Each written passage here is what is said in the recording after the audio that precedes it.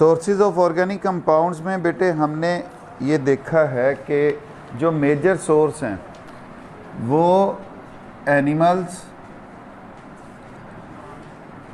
And plants हैं। अब animals और प्लांट्स में हम मुख्तलिफ़ सूरतों में ऑर्गेनिक कंपाउंड्स हासिल करते हैं। एनिमल्स के अंदर प्रोटीन्स और फैट्स की सूरत में, जबकि अगर प्लांट्स में देखा जाए प्रोटीन भी, कार्बोहाइड्रेट्स भी, फैट्स भी, विटामिन्स की सूरत में भी ऑर्गेनिक कंपाउंड हम हासिल करते हैं। अब जब इन दोनों की, बिलखसूस प्लांट्स की, जब डीकम्पोजिशन होती है, ज़मीन के नीचे दब जाते हैं, लाखों करोड़ों साल नीचे मौजूद रहते हैं अंडर हाई प्रेशर, कार्बोनाइजेशन के प्रोसेस से इनसे हमारी एक प्रोडक्ट हासिल होती है जिसको हम नाम देते हैं कोल। अब कोल जो है ये भी एक मेजर सोर्स के तौर पर काम करता है। उसके बाद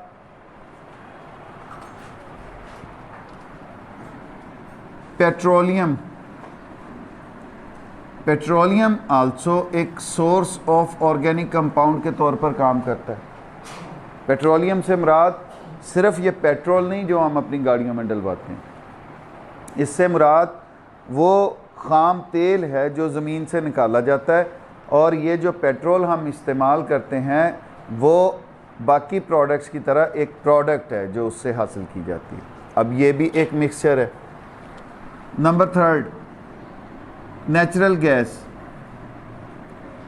अब इन्हीं प्लांट्स और एनिमल से डीकम्पोजिशन से कोल भी बना, पेट्रोलियम भी बनी, और नेचुरल गैस ये भी एक मिक्सचर है। ये भी एक ऑर्गेनिक कंपाउंड के सोर्स के तौर पर इस्तेमाल होती है।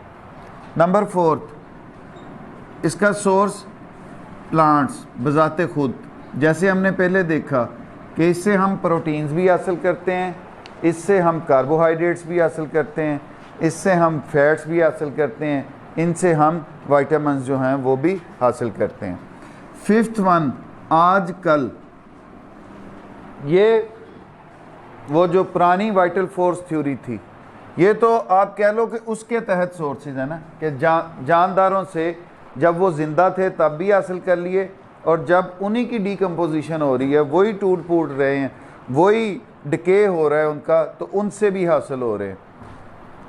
पांचवा सोर्स, सिंथेसिस इन लेबॉर्ट्रीज।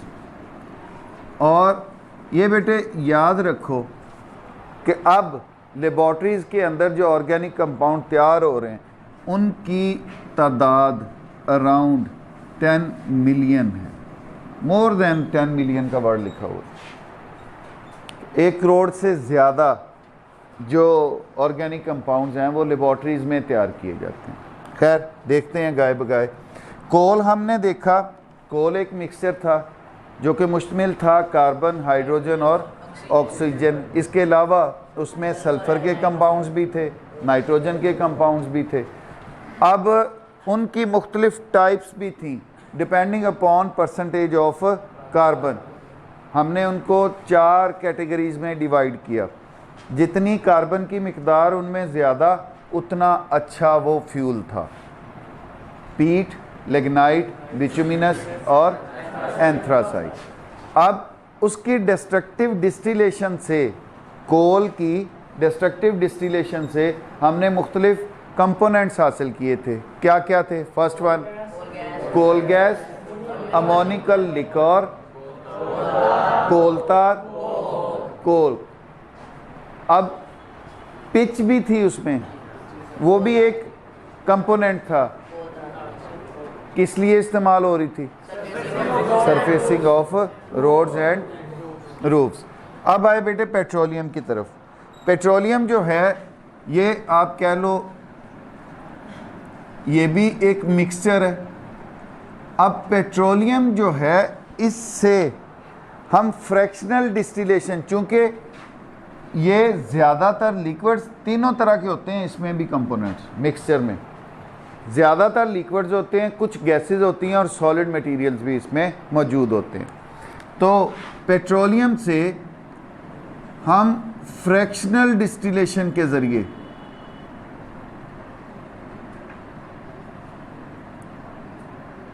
इनके मुख्तलिफ कंपोनेंट्स को अलहदा करते हैं। अब फ्रैक्शनल डिस्टिलेशन कैसे की जाती है? फॉर एग्ज़ाम्पल, ये एक टावर है,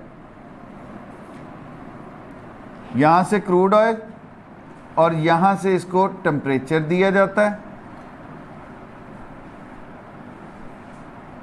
अब यहाँ पे इसमें सेपरेशन के मुख्तलिफ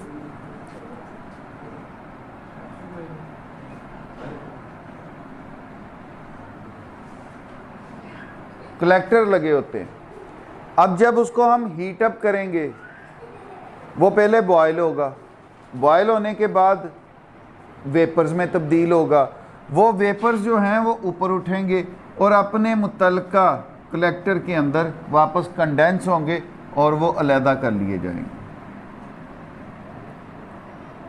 ये भी अकेला बेटे कंपाउंड नहीं होंगे, ये भी जो हासिल होंगे इनके फ्रैक्शंस, वो भी अलहदा से मिक्सचर ही होंगे। प्योर हालत में कोई एक ख़ास कंपाउंड नहीं उनमें भी हासिल होता। लेकिन अब इन बॉइलिंग पॉइंट्स में डिफरेंस के लिहाज से कंपोनेंट्स को अलहदा करना on heating, that is called fractional distillation. Petroleum is a dark brownish और greenish black coloured viscous liquid. कैसा है बेटे?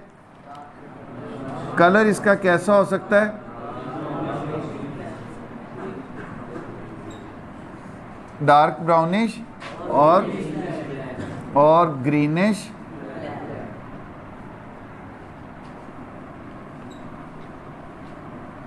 Black viscous liquid. विस्कस का मतलब बेटे गाढ़ा, बह सकने, लेकिन इतना गाढ़ा जो बह सके। अच्छा, अब आपने देखा होगा, शायद ऑब्ज़र्व किया हो, पहले जो आज पाकिस्तान में हम पेट्रोल डलवाते थे वो रेडिश कलर का होता था, लेकिन अब जो आप पेट्रोल डलवा रहे हो वो किस कलर का है? ठीक है, तो ये दोनों रंग जस्टिफाई हो रहे, ठीक है, तो उसी से हासिल किया जाने वाला एक कंपोनेंट है ना। तो बेसिकली इनको कलर एडिशन जो है ना, ये जो हम गाड़ियों में आजकल चला रहे, कलर डिस्टिंक्शन तो इस बेस पे भी दी जाती है कि जो कंट्री इसको स्टोर कर रहा है या निकाल रहा है वो अपने पेट्रोल को एक ख़ास रंग भी देता है ताकि पहचान हो सके ये कहाँ से इंपोर्ट हुआ है या कहाँ की प्रोडक्ट है या कहाँ से, वो अपना एक कह लो ट्रेडमार्क के तौर पर उसको कलर भी देते हैं। लेकिन अगर ओरिजिनल हालत में क्रूड ऑयल को देखा जाए तो वो भी डार्क ब्राउनिश और ग्रीनिश ब्लैक जो है वो कलरेशन रखता है। अच्छा जी बेटे, ये मिक्सचर है और इसमें तीनों तरह के कंपोनेंट्स मौजूद होते हैं। सॉलिड भी होते हैं, लिक्विड भी होते हैं एंड गैसियस कंपोनेंट्स भी होते हैं। जहाँ पे भी इनका वेल डिग किया जाता है वहाँ से पहले गैस निकलती है, गैसियस फॉर्म में निकलते हैं और बहुत सारा लिक्विड उस गैस के प्रेशर के साथ भी बाहर आता है। जब वो बाहर आना बंद हो जाता है फिर वहाँ पे आप कह लें कि पंप इंस्टॉल किए जाते हैं जिनके ज़रिए फिर वो बाहर निकाला जाता है। Petroleum is main source of organic compound, is consist of several compounds mainly hydrocarbons. बहुत सारे कंपाउंड्स हैं लेकिन स्पेशली इसमें क्या मौजूद हैं? हाइड्रोकार्बन्स। किनको कहते? जो कंपाउंड्स हैं कार्बन और हाइड्रोजन के, और उसमें स्पेशली शामिल है हमारी अल्केन सीरीज़, अल्कीन सीरीज़ और अल्काइन सीरीज़ जो सिर्फ़ और सिर्फ कार्बन और हाइड्रोजन पर मुश्तमिल है। अच्छा जी, these fractions and their uses we will discuss in coming chapters. Each fraction is not a single compound. जैसे मैंने पहले बताया आपको कि ये जो हम फ्रैक्शंस इससे हासिल करेंगे वो अकेला एक ख़ास कंपाउंड नहीं होगा, वो भी क्या होंगे? मिक्सचर होंगे। नेक्स्ट बेटे सोर्स हमारा नेचुरल गैस।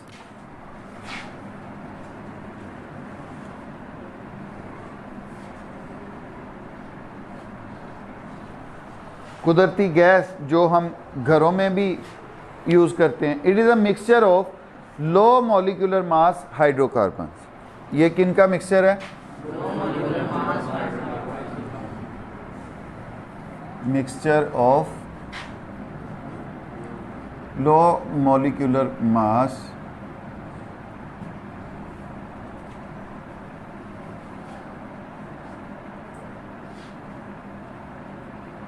हाइड्रोकार्बन्स। अब इनसे मुराद जैसे मीथेन छोटा मॉलिक्यूल है, ठीक है, ख़ास तौर पे methane, C2H6, ethane, propane, butane, लेकिन उससे ज़्यादा नहीं फिर।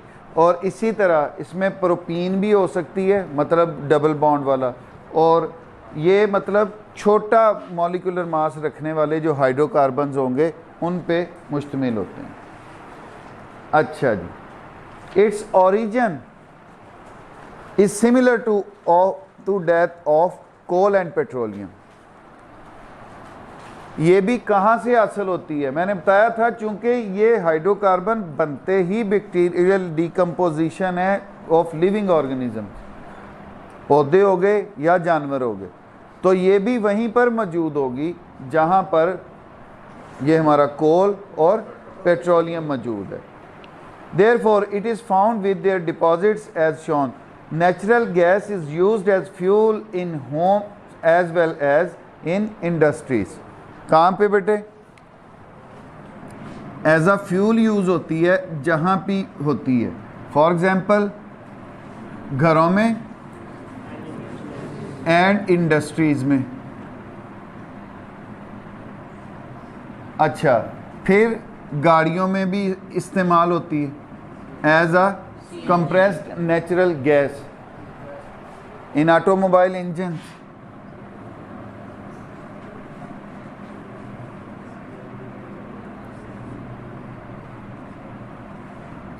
और एक और यूज़ है, किस सूरत में?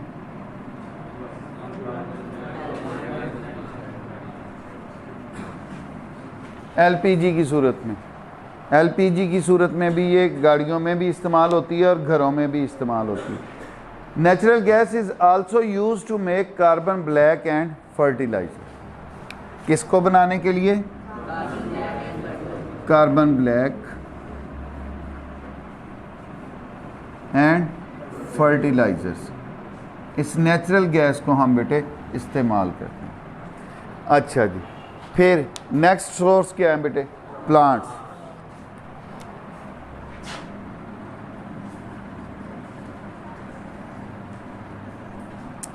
अब पौधों के बारे पहले भी हम पढ़ चुके कि पौधे हाइड्रोकार्बन्स बनाते हैं।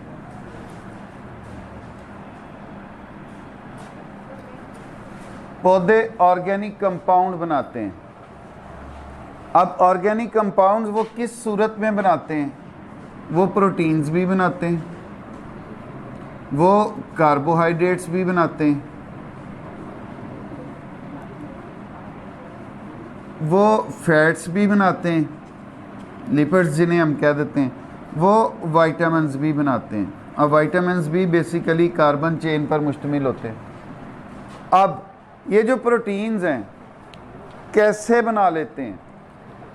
हमारी एटमॉस्फेयर में मौजूद नाइट्रोजन को वो एज अ सोर्स इस्तेमाल करते हैं, या हम जो खाद्य डालते हैं उसमें नाइट्रोजन मौजूद होती है। Basically protein is a nitrogenous compound, nitrogen रखने वाला, लेकिन चेन उसकी भी कार्बन एटम्स पर मुश्तमिल होती है, इसलिए वो ऑर्गेनिक कंपाउंड्स में शामिल है।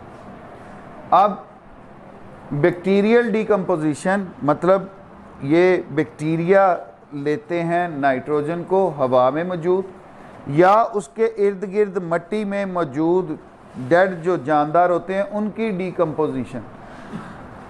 पौधे की जड़ों में बैक्टीरिया मौजूद हैं जो कि एटमॉस्फेरिक नाइट्रोजन भी फिक्स करके देते हैं, और मुर्दा जानदार जो हैं उनकी डिकम्पोजिशन से भी पौधे को नाइट्रोजन फिक्स करके देते हैं और पौधा उसको यूटिलाइज करता है। लेकिन अब एडवांसमेंट्स के साथ साथ इस जेनेटिक चेंज के साथ भी पौधे बनाए जा रहे हैं जो कि डायरेक्टली हवा में मौजूद नाइट्रोजन को इस्तेमाल कर सकेंगे as a source of nitrogenous compound. अच्छा, अब वो पौधे में शामिल हो गए। पौधे में जब शामिल हुए तो पौधे में दालें, पल्सेस, ये जो फलियां वगैरह, तो इस सूरत में वो प्रोटीन हमारे पास पहुंच गई। अच्छा, कार्बोहाइड्रेट्स, फोटोसिंथेसिस की पौधे ने, ग्लूकोज बना, कार्बोहाइड्रेट बन गया। वो ग्लूकोज के मॉलिक्यूल आपस में मुख्तलिफ तरीक़ों से मिलते हैं, तो वो बड़े अपने पॉलीमर्स बनाते हैं। माल्टोज बना दिया, लैक्टोज बना दिया, गलैक्टोज बना दिया। मुख्तलिफ फल मुख्तलिफ तरह का जायका और मुख्तलिफ तरह के मीठे होते हैं। तो इसका मतलब ये है कि उनमें जो कंपाउंड, ऑर्गेनिक कंपाउंड पाया जा रहा है, कार्बोहाइड्रेट पाया जा रहा है, वो मुख्तलिफ तरह का है। तो उसको हम फिर हमारी गंदम, ये एक मेजर सोर्स है कार्बोहाइड्रेट्स का। अच्छा, फैट्स, जितने भी बीज, सरसों का तेल, कैनोला का ऑयल, ये हम इस्तेमाल करते हैं, जैतून का तेल, ठीक हो गया, ये सारे के सारे क्या है, फैट्स हैं। फिर इनके अंदर फलों में विटामिन्स मौजूद होते हैं, सब्जियों में विटामिन्स मौजूद होते हैं, वो भी सोर्स हैं ऑर्गेनिक कंपाउंड्स का। Last but not least, synthesis in laboratories.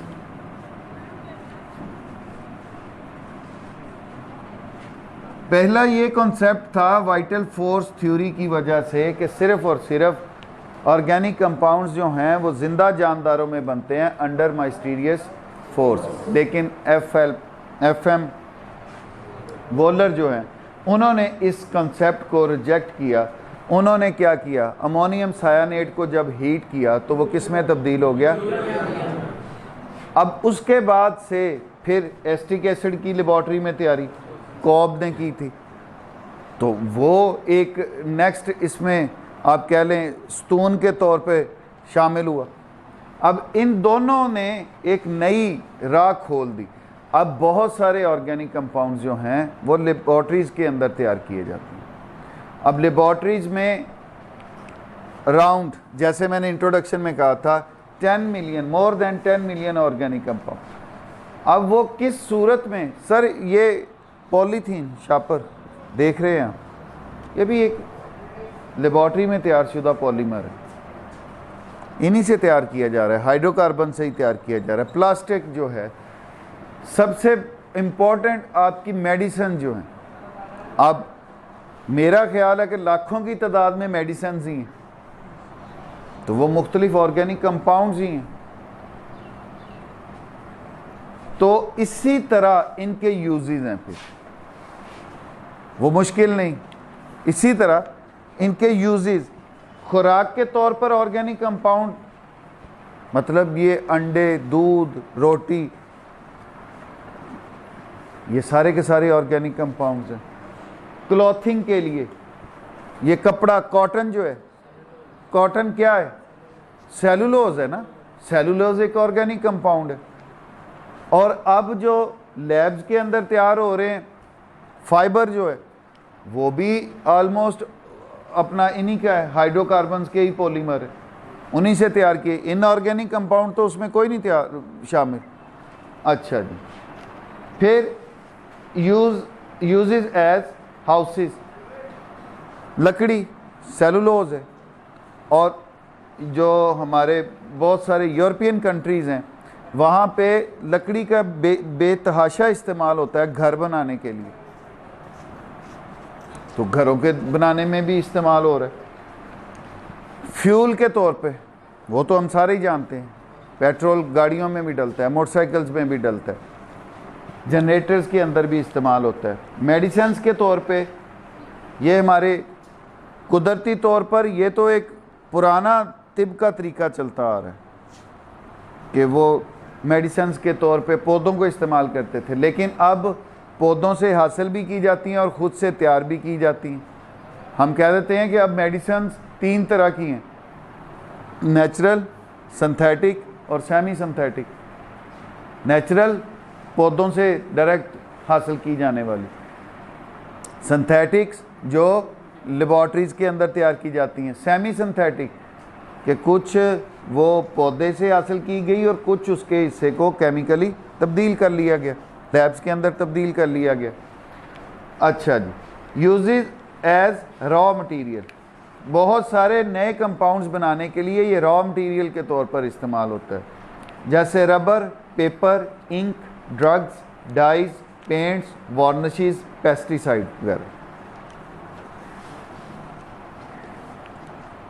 इसको मेरा ख्याल दोबारा